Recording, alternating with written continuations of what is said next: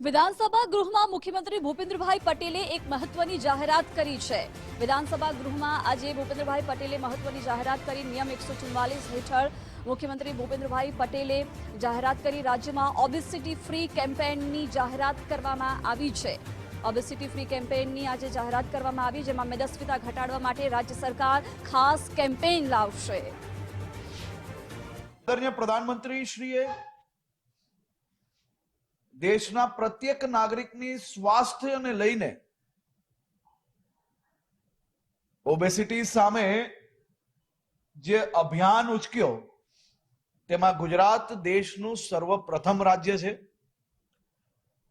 જેમાં મુખ્યમંત્રી શ્રી ભૂપેન્દ્રભાઈ પટેલે આજે ગુજરાત વિધાનસભા ગૃહમાં વિશ્વ મેદસ્વીતા દિવસે મુખ્યમંત્રી શ્રી ભૂપેન્દ્રભાઈ પટેલે સ્વસ્થ ગુજરાત, મેદસ્વીતા મુક્ત ગુજરાતની નેમ વ્યક્ત કરી છે।